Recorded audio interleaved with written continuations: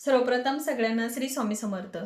सर्वांचं स्वागत करते छोट्याशा मिनी ब्लॉगमध्ये. तर आजची जी सेवा घेऊन आलेली आहे, तर ती सेवा घेऊन आलेली नित्यसेवा. नित्यसेवा कशा पद्धतीनं करायची हेच मी तुम्हाला ह्या व्हिडिओमध्ये थोडक्यात सांगणार आहे. व्हिडिओ कंटिन्यू बघा आणि तुम्हाला खरंच व्हिडिओ आवडला तर व्हिडिओला लाईक करा, शेअर करा आणि सबस्क्राईब करा.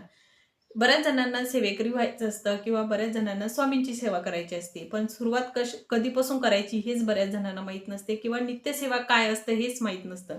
तर तेच मी तुम्हाला व्हिडिओमध्ये सांगणार आहे. नित्यसेवेला आपण गुरुवारपासून सुरुवात करायची. गुरुवार हा स्वामींचा दिवस असल्यामुळे त्या दिवसापासून आपण म्हणजे नित्यसेवेला सुरुवात करायची. तर नित्यसेवेमध्ये काय करायचं? तर नित्यसेवेमध्ये तुम्हाला स्वामी चरित्र सारामृतचे 3 अध्याय वाचावे लागतात गुरुवारच्या दिवशी. त्या दिवशी तुम्हाला पहिला अध्याय, दुसरा अध्याय आणि तिसरा अध्याय. परत गुरुवार झाल्यानंतर शुक्रवार येतो. शुक्रवारच्या दिवशी तुम्हाला चौथा अध्याय, 5वा अध्याय आणि 6वा अध्याय अशा पद्धतीने ते अध्याय वाचले जातात. त्याच्यामध्ये तुम्हाला 11 माळी घ्यावं लागतात. शक्य नसल्यास तुम्ही 3 माळी जरी घेतल्या तरी पण चालतात. त्याच्यानंतर एक तारक मंत्र घ्यायचा. अशा पद्धतीने ही नित्यसेवा केल्या जाते. पहिल्या अध्यायाचा अर्थ होतो भूतकाळ, दुसऱ्या अध्यायाचा अर्थ होतो वर्तमान काळ आणि तिसऱ्या अध्यायाचा अर्थ होतो भविष्यकाळ. अशा प्रकारे त्या अध्यायाचा अर्थ होतो.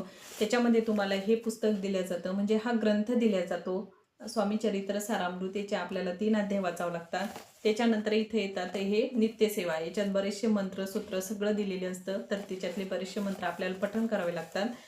अशा पद्धतीने ही नित्यसेवा केली जाते. कशी वाटली तुम्हाला ही माहिती नक्की कमेंट करून सांगा. खरंच तुम्हाला माहिती आवडली असेल तर माहितीला लाईक करा, शेअर करा आणि सबस्क्राईब करा. भेटूया अशाच एका छानशा नवीन व्हिडिओमध्ये. तोपर्यंत सगळ्यांना श्री स्वामी समर्थ.